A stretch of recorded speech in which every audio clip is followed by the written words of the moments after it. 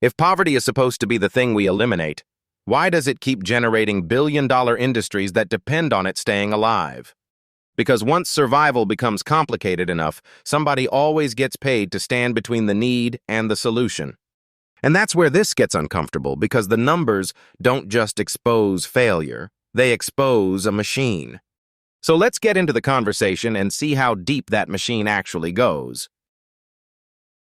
Bro, the wild part is poverty became a business model. Like, not just helped, but actively monetized.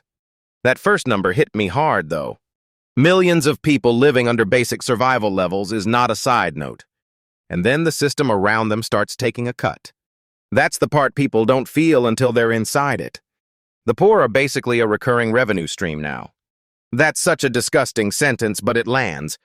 The government spends $1 trillion, but a lot of it doesn't land cleanly. It gets filtered through companies, fees, software, and middlemen. And once complexity enters, somebody always gets paid to translate it. Usually not the person who needs the money most. That's what makes the whole welfare thing so twisted. The intent is support, but the incentive structure is extraction. Wait, and the video's saying this isn't even new. It really starts with that war on poverty era. I always thought that was just a political slogan, honestly. But the spending actually did move the poverty rate down. So the annoying part is, it worked at least somewhat. Which is terrible for people who like simple villain stories. Medicaid, food support, education, the whole stack mattered. And then it hits that wall where people get tired of paying. Classic politics, honestly. The minute benefits become invisible, they become easy to attack.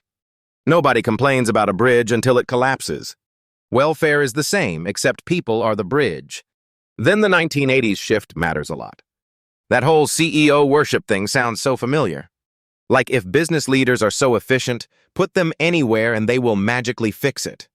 Which is obviously adorable nonsense. The problem is, a corporation's job is not kindness, it's margin. So when you hand them welfare administration, you get welfare with a margin. Bro, that is exactly the trap. Efficiency becomes the excuse, but profit becomes the outcome. And then people act surprised when the system gets gamed. It was designed to be gamed by people smarter than the recipients.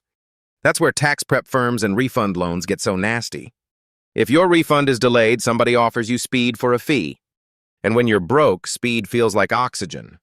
So you pay to access your own money earlier. That's insane when you say it out loud. It sounds like a scam because it is a scam-shaped thing. But the brutal part is, it's legal and normalized. Legal doesn't mean aligned with the mission. In fact, sometimes legal is just well lobbied. That's the cleanest summary of modern policy I have heard. The video keeps coming back to incentives, and that's the real story. Who gets paid when a poor person does everything right? Usually not the poor person enough, that's for sure. And then the complexity itself becomes a moat. If nobody can understand the program, nobody can easily challenge it. That feels less like administration and more like fog. Fog with invoices. Dude, that's horrible. And the crazy thing is, the poor are already doing everything society demands. They're filling forms, waiting, proving need, and still paying fees. So the burden is not just financial, it's psychic too. That constant feeling that the system is trying to outlast you. That's why I think the privatization piece is so important. Because direct aid at least has a moral clarity to it.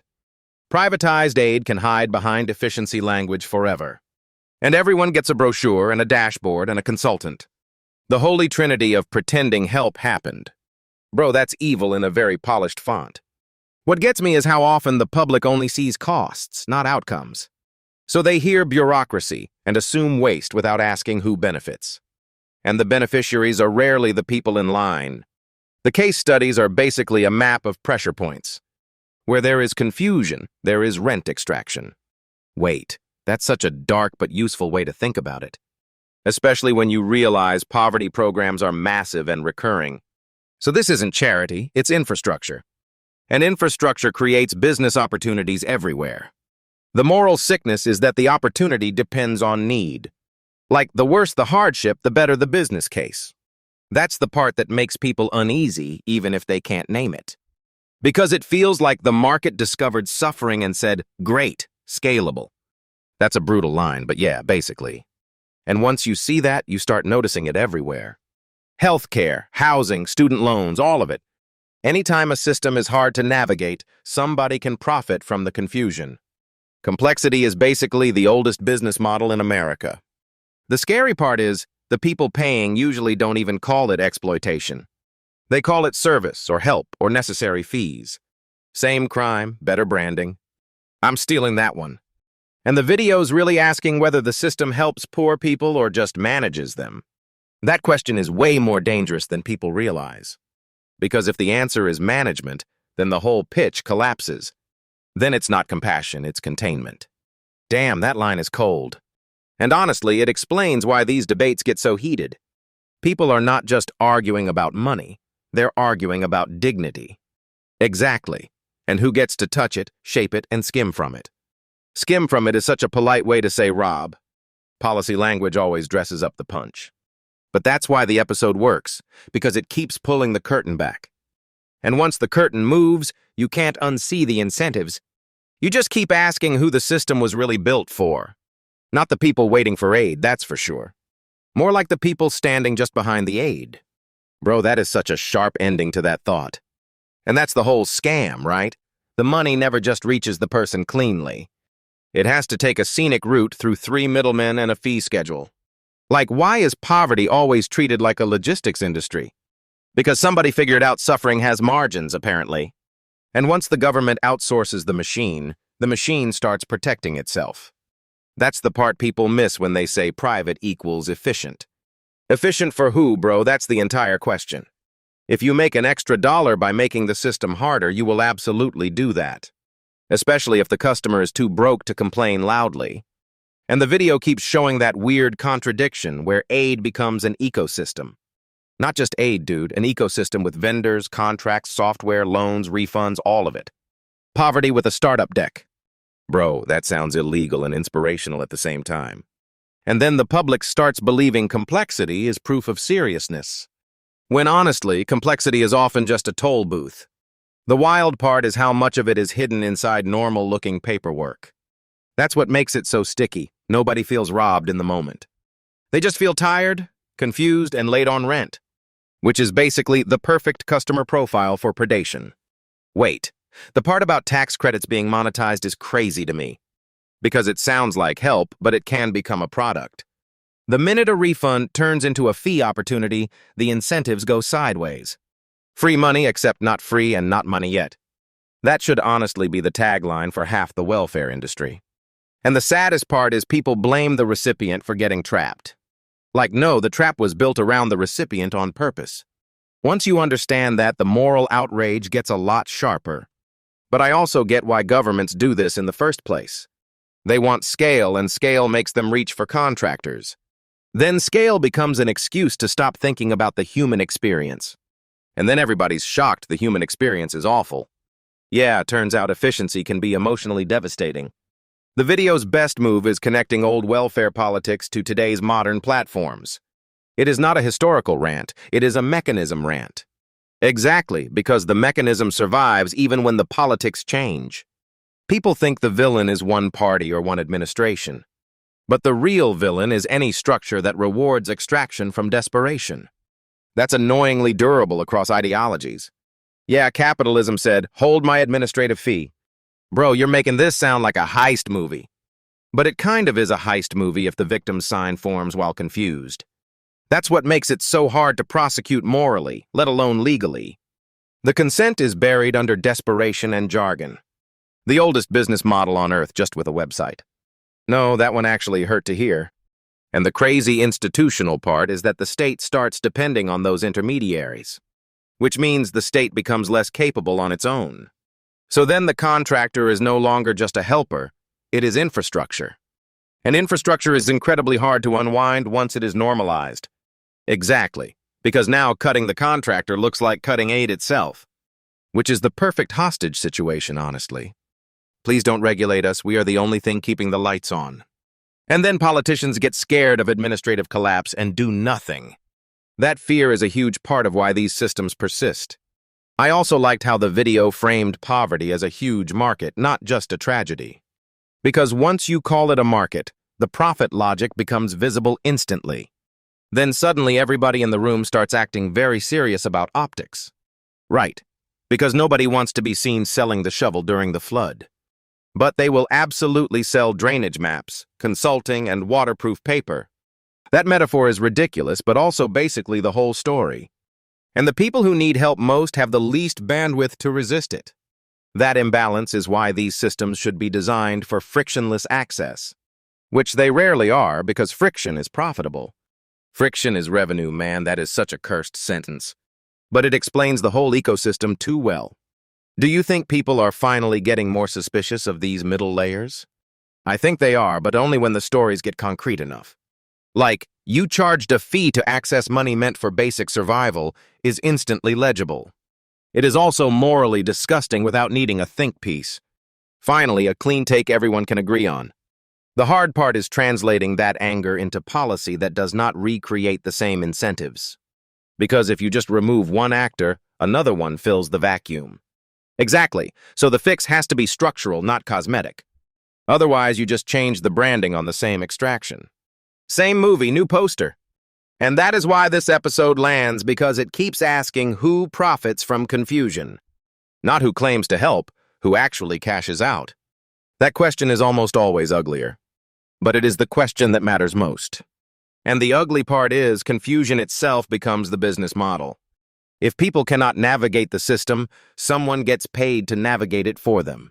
Sometimes badly, but still paid. That is the whole scam engine right there.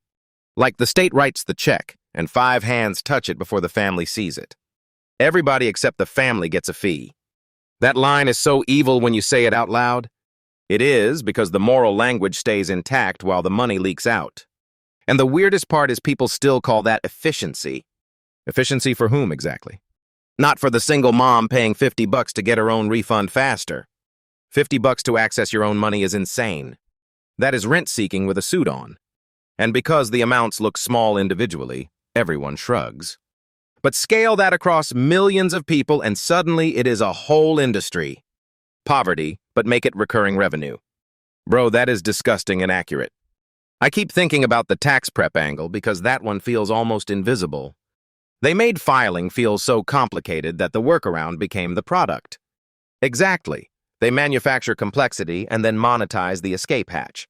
Which is wild because taxes should be the one thing the system simplifies. Instead, it becomes a maze where poor people pay the most per dollar. That is what hits me, the regressive nature of the whole thing.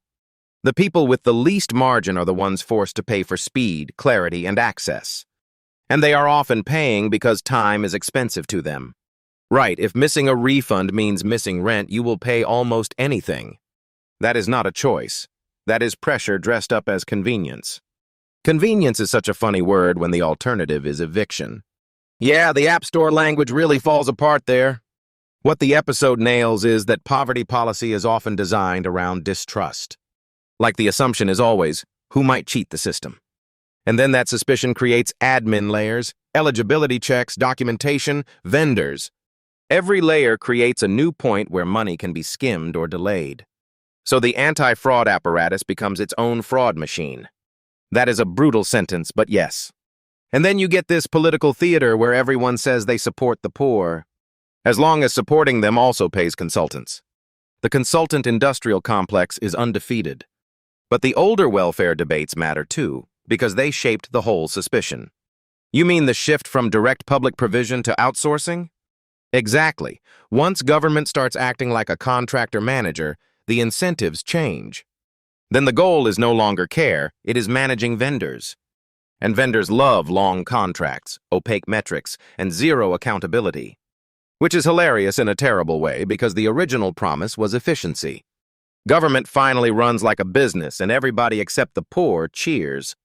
Except the poor are busy waiting on hold. And waiting is not neutral when your health, food, or housing depends on it. Delay is a cost even if it does not show up on a balance sheet. That is maybe the central lie, that only direct charges count as extraction. But friction extracts too, and sometimes more efficiently. Friction as a revenue stream is so dark. And the amount of money in the system makes it even crazier. $1 trillion flowing through anti-poverty policy is not a side note. That is a massive market. which means every incentive in capitalism shows up there too.